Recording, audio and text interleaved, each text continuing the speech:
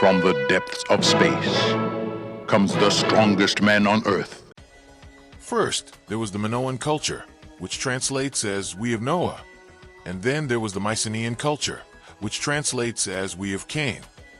Boeotian Thebes, ancient Greek, Thebes Alphiota, Thebai the Bay, or Tubal, was the largest city in ancient Greece's Boeotia region.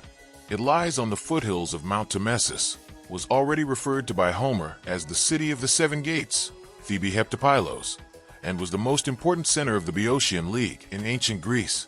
Soon after leaving the cave of the oracle, Cadmus discovered the described cow among the cattle of a Phocian named Pelagon, who gave it to him. Cadmus followed the animal for a long distance until it finally settled down in the grass. He then sent his companions to a nearby spring to fetch water, for he wanted to sacrifice the cow to Athena in thanksgiving.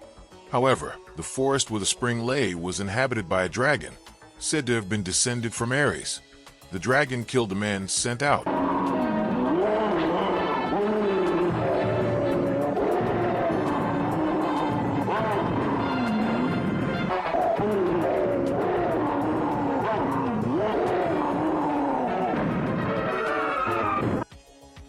Cadmus, however, was able to slay the monster in a bloody battle with a sword or, according to another version of the legend, with a rock.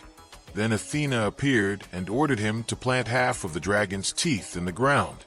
The other half she later gave to Eats. Cadmus did so, and from the strange seed grew armed men who immediately began to fight each other until only 5 remained. They finally made peace among themselves. Their names were Echion, Eudeus, Chthonius, Hipporenor, and Pelorus. With these sown seeds, Cadmus built a city on the site, as Apollo had commanded through his oracle, and named it Cadmea. Only later did it receive the name Thebes. For killing the dragon, Cadmus was ordered to serve Ares for 8 years. Only then did Athena grant him the throne of Thebes, and Zeus gave him Harmonia, the daughter of Aphrodite and Ares, as his wife. All the Olympian gods participated in the wedding celebration, and the muses sang. Cadmus gave his wife the famous veil and necklace he had received from Hephaestus or Europa. They had 4 daughters, Autono, Ino, Semele, and Agau, and 1 son, Polydorus.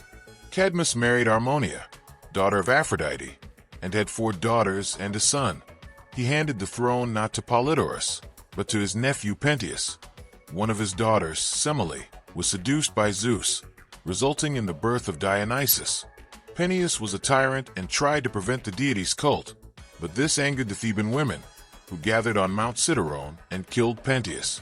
But that's another story. Kings of Thebes. King of Mycenae, son of Perseus, had a daughter named Alcmena of exceptional beauty. Hercules was born from his relationship with Zeus. In the Super Adventure Odyssey, Hercules. The hero and demigod Hercules grew up in Thebes. One day, he went to Africa. Upon arriving in Africa, Hercules first crossed Egypt, where he incurred the hatred of King Busiris for foreigners. Years earlier, his country had indeed been devastated by a terrible famine, and a soothsayer from Cyprus had prophesied that the wrath of the gods could only be appeased by the sacrifice of people born in other lands. Busiris had no luck in his choice of victims. One day, under Hermes' guidance, Hercules went to Asia, where almost no one knew him, and was sold to Omphale, queen of Lydia, for 3 talents. She soon realized she had purchased an extraordinary slave. But when she learned that this untouched slave was the extraordinary and famous Hercules, she considered using him as a life partner instead of a servant. But the luxury and softness of Eastern life overwhelmed the hero, who still had to spend most of his time as the queen's favorite pastime.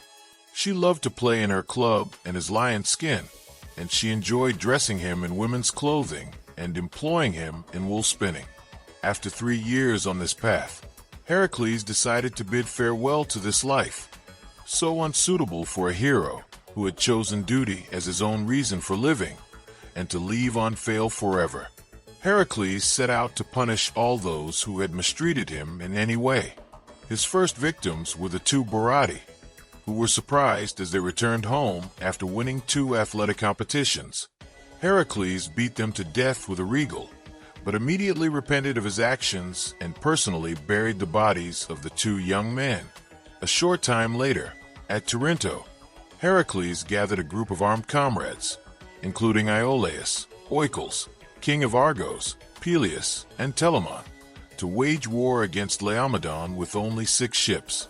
Heracles' army defeated Laomedon, but the hero's personal revenge was not yet over, for there was another impostor to punish, Aegea.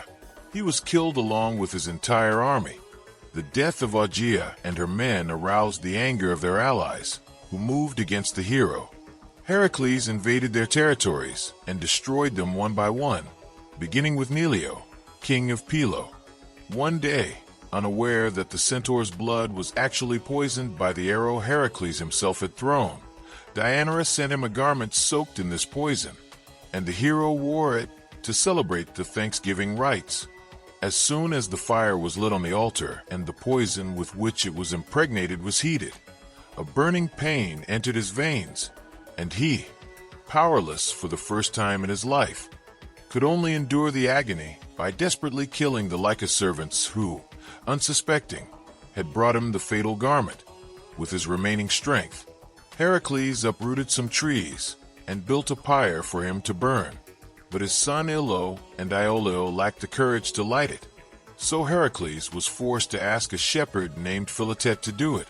Heracles gave him his weapons, which would prove very useful during the Trojan War.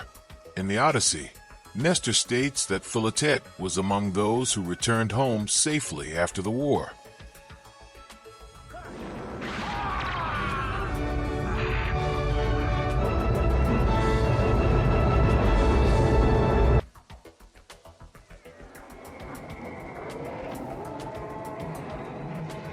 What the hell?